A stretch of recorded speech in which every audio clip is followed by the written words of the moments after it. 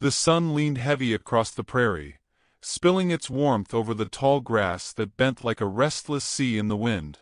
Wyatt rode slow toward the river, reins slack in his calloused hand, his horse's hooves beating a steady rhythm against the earth. He had come only for water, a simple errand that promised no surprise. Yet life had a way of bending a man's path when he least expected it. Dust clung to his boots, leather creaked under his weight, and the silence of the day was broken only by the murmur of insects hidden in the weeds. The river shone ahead, its surface restless, scattering light in 100 shards.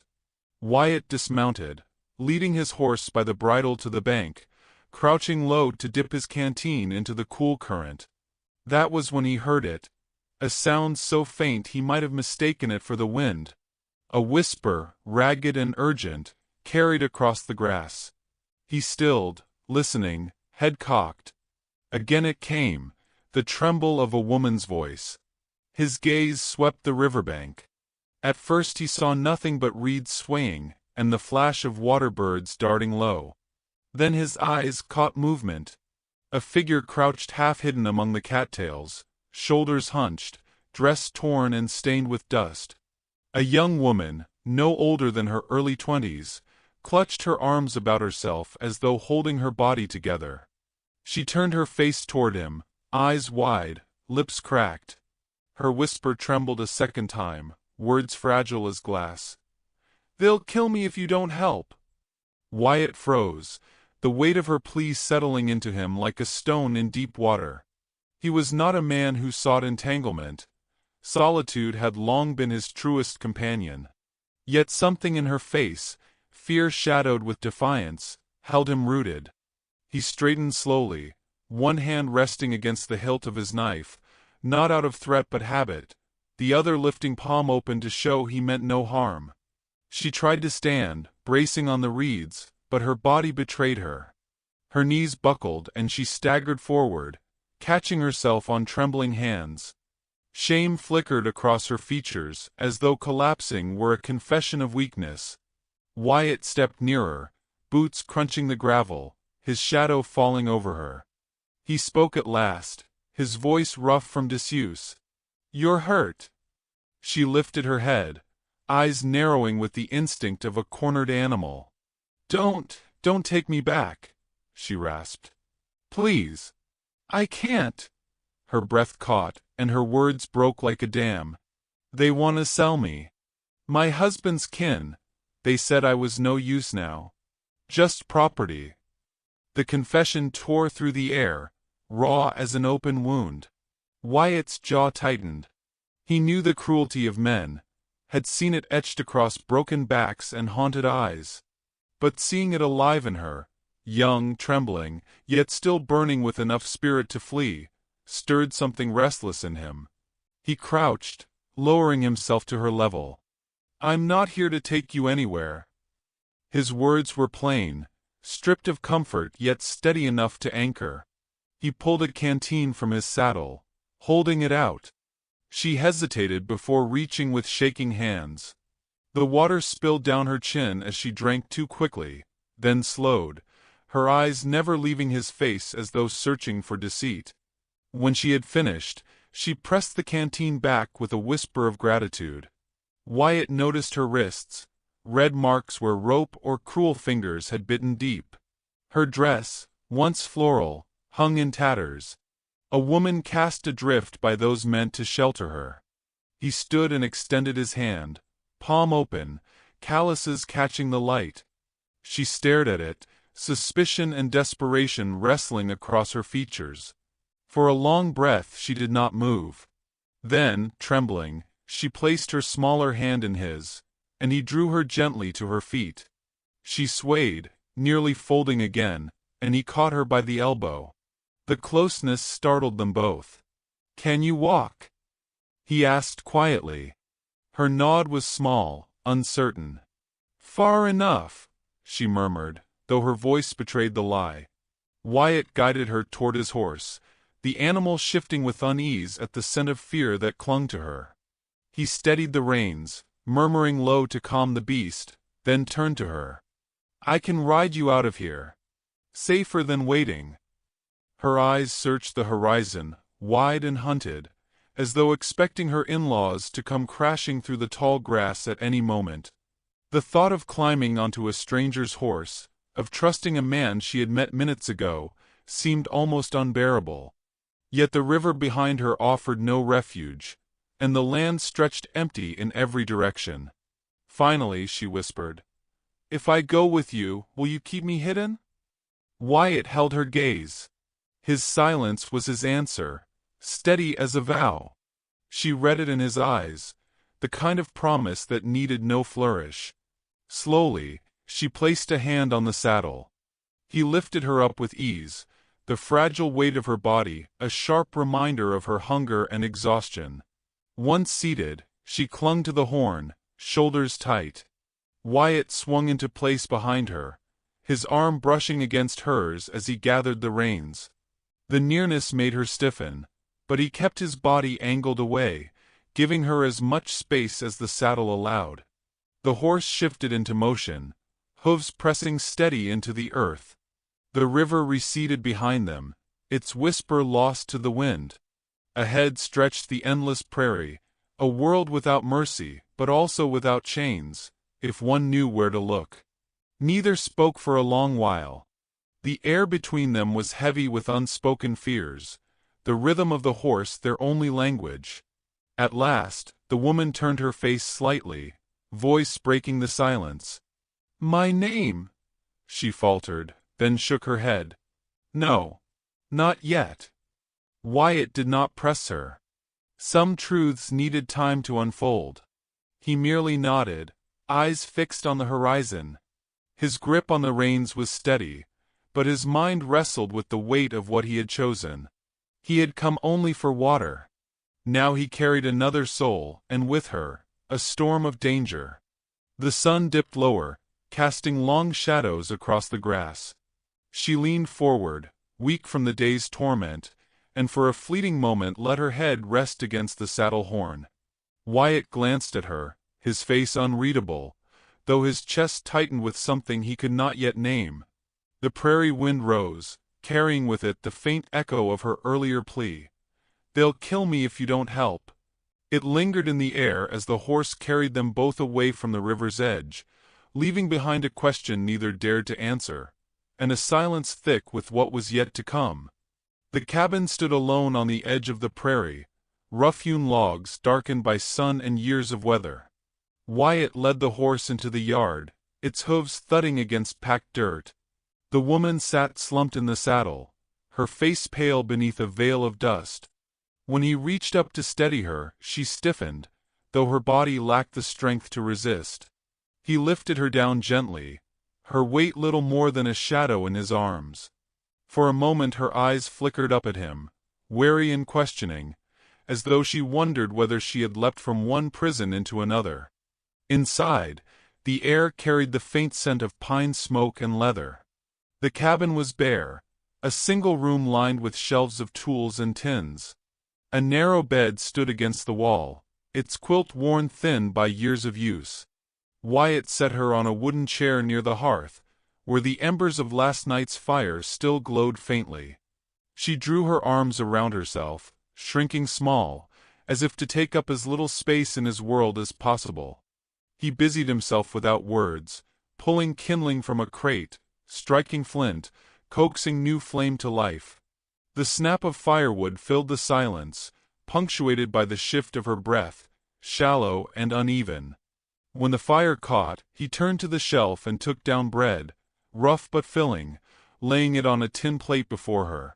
She hesitated, eyes darting between the food and his face, suspicion battling hunger. Her fingers trembled as she tore a piece free and ate. Each bite seemed both relief and shame. Wyatt sat opposite, his broad frame casting long shadows against the wall. He did not press her with questions, though they crowded his mind. Instead, he waited. In time, the silence worked on her more than any interrogation. She set the bread down, hands clasping tight in her lap. "They'll come looking," she said at last, her voice low. "My husband's people. They think I'm theirs to sell." Wyatt leaned back, his jaw tightening, though his expression revealed little. "You don't owe them nothing," he answered simply. Her lips twisted into a bitter line. "In their eyes I do. A woman with no husband, no coin, no kin worth protecting. What else am I but property?" The words cracked under the weight of her shame. She turned away, eyes fixed on the fire as if it might burn her past into ash. He let the truth of her pain hang heavy in the air. He had no sermon to offer, no polished words to mend what cruelty had broken. Instead, he rose and poured water from a bucket into a basin, setting it near her feet. "You can wash here," he said. "No one will trouble you tonight." Her eyes lifted, cautious. For the first time since he had found her, some faint measure of relief flickered there. She dipped her hands into the water, the dirt swirling away in cloudy trails. Her shoulders softened, the tension easing if only a fraction. Wyatt turned, giving her privacy, and busied himself by tending his tools. Yet even with his back turned, he felt her presence altering the air of the cabin. When she finished, she pulled her torn dress tighter around herself, as though the act of washing had made her more aware of her ruin. Wyatt glanced once at her wrists, raw with bruises. She followed his gaze, quickly tugging the fabric down to hide them. He spoke then, his tone steady, not unkind. "You'll need rest. The chair won't do." She shook her head at once, panic flickering in her eyes. "No bed. I'll stay here." Wyatt studied her for a moment, then nodded. Without another word, he fetched a blanket from the chest, placing it over her shoulders. She clutched it tight, burying her face briefly in the worn fabric. Night deepened outside, stars pricking the dark sky. The fire burned steady, its glow soft against her face. Wyatt sat at the table, carving a strip of wood in silence, the knife moving slow and sure. She watched him from the chair, her fear mingling with a reluctant gratitude. The rhythm of his knife, the crackle of the fire, the very stillness of him. It all spoke of a steadiness she had not known for years. When the meal had eased her hunger and the blanket warmed her bones, she found herself speaking again, though no one had asked. "I was 17 when they married me off. My husband was kind enough. But when he died, I was nothing but a debt his kin meant to collect." Her voice trembled, though her eyes were steady. "I ran before they could hand me over." Wyatt's hand stilled on the knife. He met her gaze across the firelight, his silence carrying a weight heavier than pity. He did not tell her she was safe, nor that her troubles were behind her. He knew too well the persistence of cruelty. Instead, he inclined his head, a gesture that carried respect where others had stripped her of it. She drew the blanket tighter, as though his quiet acknowledgment steadied her more than words. Yet fear still lingered, shadowing her eyes. She leaned back, her body weary but her mind too restless for sleep. Outside, the wind rattled the shutters. Somewhere in the distance a coyote cried, its call sharp against the night. The sound made her flinch, her fingers gripping the blanket. Wyatt set down the knife and rose. He crossed the room, checked the door latch, then the rifle hanging nearby. Without flourish, he laid the weapon within easy reach and returned to his seat. The small act was not lost on her. Her breathing steadied, though she said nothing. She only watched him as the minutes stretched, the fire settling to a soft glow. She realized then that his silence was not coldness but a kind of mercy. He would not pry where she could not yet bear it. When her eyelids grew heavy at last, she whispered, "Why are you helping me?" Wyatt looked at her, shadows etching the lines of his face. His answer was plain, but it carried the weight of truth. "Because you asked." Her lips parted, stunned by the simplicity of it. No man had ever given her kindness without a price. She let her head rest against the chair, the blanket cocooning her, eyes sliding shut though her heart still beat quick with unease. Wyatt sat across from her, watching the fire dwindle. He thought of the river, of how a man could ride out for water, and return with a burden he had not chosen yet could not set down. He did not know what tomorrow would bring, nor how long before her pursuers found her trail. But for this night, the cabin was no longer hollow. The fire cracked, sending sparks upward. The woman stirred faintly in her sleep, her brow furrowed as though even her dreams held shadows. Wyatt leaned back, his eyes heavy, yet his thoughts restless. Outside, the prairie slept, wide and indifferent.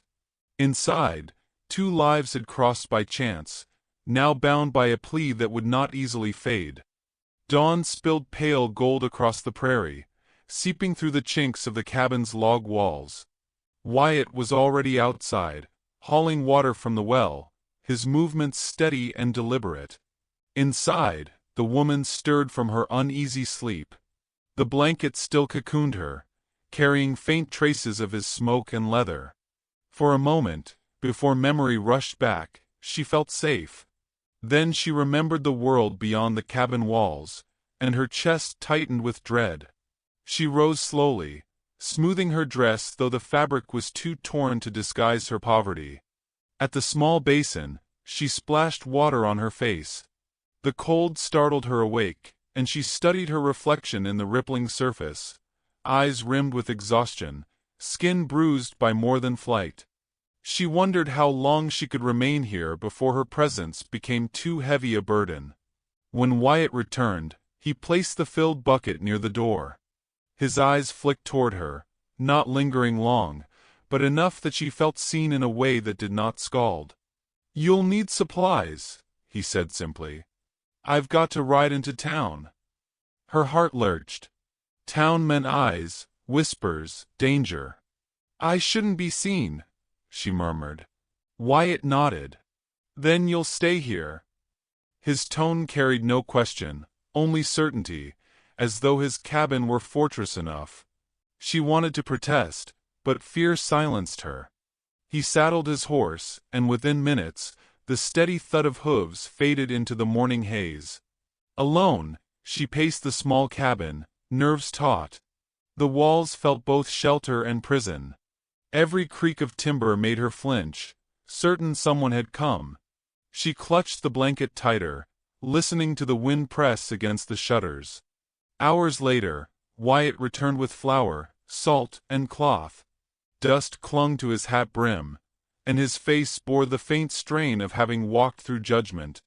He set the goods on the table, his silence heavier than usual. "You saw them?" she asked. He met her eyes. "They talk." Her stomach turned. "About me." "About both of us," he said. His voice was even, yet beneath it lay steel. The truth struck like a blow. She imagined the townsfolk, women clutching baskets, men at the saloon, murmuring about her disgrace, about how Wyatt had brought a ruined woman under his roof. Shame burned her cheeks. She pressed her hands against the table, steadying herself. "Then I should leave. Before I cost you more." Wyatt set his jaw, but his words came measured. "Running won't stop them talking. They'll find another story." She shook her head, bitterness rising. "You don't know what it's like to be looked at and seen as nothing but dirt." His eyes darkened. "I know enough." He left it at that, and the silence stretched between them like a taut rope. That evening, she worked the cloth he had brought, stitching with careful hands. Each pass of the needle was both defiance and healing. When Wyatt stepped inside from the fields, she was still bent over the fabric. The dress she was mending was plain, but it would be whole again. He paused in the doorway, watching her for a moment longer than he meant to. She sensed his gaze and lifted her eyes. Something unspoken passed between them, a flicker of acknowledgement. She looked down quickly, cheeks flushed, but her hands did not falter in their work. Days unfolded in this uneasy rhythm. She kept the cabin ordered, mended what she could, and cooked when food allowed. Wyatt labored outside, returning each evening with the weariness of a man who had known only work and silence. Small gestures passed between them. Her setting a cup of water by his chair, his placing kindling near her reach. They spoke little, yet the space between them grew charged with something that neither dared name. But judgment pressed closer. One afternoon, she ventured into the yard for air, only to see two women from town riding past. Their eyes swept over her like knives, their whispers sharp even across distance. She retreated inside, face hot with shame. That night, she confessed, her voice trembling. "I heard them. They said I'd ruin you. That no decent man would take me." Wyatt was quiet for a long while. Then he said, "Decency's not theirs to give." The words lingered in her heart, fragile as glass. Still, the wound of rejection throbbed. She had lived too long beneath others' scorn to believe herself worthy of anything more. The next day, Wyatt returned from town with a bundle. He placed it on the table without explanation and went outside. When she unfolded the cloth, she found enough material for a new dress. Not fine, but sturdy, the kind that spoke of dignity. Her throat tightened. He had not asked what she wanted. He had given her choice, something she had not known for years. That evening, she sewed by lamplight. Wyatt sat across the room, carving wood, the glow tracing his rough features. She felt his presence steadying her as she worked. At last, when the garment was finished, she slipped it on. It fit plain and clean, a small armor against the world. She stepped onto the porch as dusk settled, the horizon bruised with violet light. The air was cool, smelling of earth and grass. Wyatt approached from the barn, his shoulders broad against the fading sky. For a moment, she stood uncertain, the new dress brushing her ankles, her hands clasped before her. Wyatt walked past her toward the cabin door. He did not speak, yet as he entered, he left the door wide behind him. She lingered on the threshold, the murmur of town gossip still echoing in her ears. Then, slowly, she crossed the line into the house. The fire glowed low, casting shadows on the walls. She sat near it, her body weary but her spirit steadier than the night before. Wyatt removed his hat and set it on the table. Neither spoke, but the door remained open, as though the silence itself had welcomed her in. Outside, the prairie stretched vast and watchful. Inside, two souls sat in quiet companionship, bound not by words but by the fragile thread of unspoken trust. Yet beyond the horizon, danger stirred, waiting its turn. The days passed with a fragile rhythm, each one balanced on the knife edge of uncertainty. Wyatt rose before dawn, tending the cattle and the fences, his figure moving steady against the morning light. She kept the cabin ordered, the hearth warm, the meals plain but sufficient. Their lives stitched together like two mismatched scraps of fabric, not seamless, but strong enough to hold. Yet beneath that quiet, an unease lingered. She knew her in-laws would not yield. Men who dealt in cruelty did not release what they claimed as theirs. One evening, as the horizon blazed orange and the wind carried dust across the yard, the sound of hooves split the silence. Wyatt stepped from the barn, his hand brushing the rifle that leaned against the wall. She froze on the porch, her breath caught, eyes fixed on the figures riding toward them. Three men, hard-faced and mean-eyed, their horses lathered from haste. She knew them instantly, her husband's kin. They reined in near the gate, sneers curling their lips. The eldest, a man with a scar slicing across his cheek, spat in the dirt. "Wyatt," he drawled, his voice thick with contempt. "Seems you've taken something that don't belong to you." The woman gripped the porch railing, her knuckles white. Shame and fear crashed through her, but she forced herself to stand tall. The new dress Wyatt had given her brushing against her ankles like a shield. Wyatt's voice was low, steady. "She's no man's to claim." Laughter barked from the scarred man's throat. "She's a widow. That makes her ours to sell." She ran from her duty. You can't just keep her like a stray dog. Her stomach churned. Their words clawed at old wounds, dragging her back to nights when her worth had been weighed in coin and cruelty. She wanted to shrink, to disappear. Yet when she glanced at Wyatt, his stillness steadied her. He did not brandish his rifle, did not shout. He only stood tall, his silence speaking more than threats. The men dismounted, boots grinding the dirt.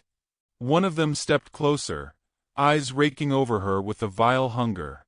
"Come on now," he said. "You know you can't hide here forever." Her breath trembled, but she did not move. For the first time, she found her voice, quiet but firm. "I am not yours." The words shook the air.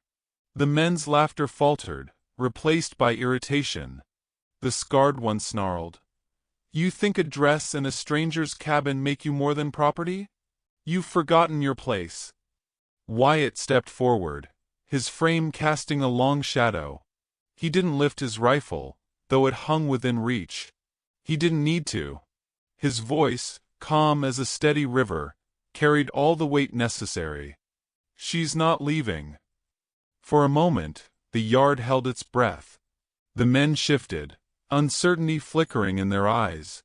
Wyatt's stillness unsettled them more than violence could have. He was immovable, like stone weathered by storm. The scarred man spat again, but the defiance in his eyes faltered. "This ain't over," he hissed. He yanked his reins, mounting his horse. The others followed, though not without casting one last venomous glance toward the woman.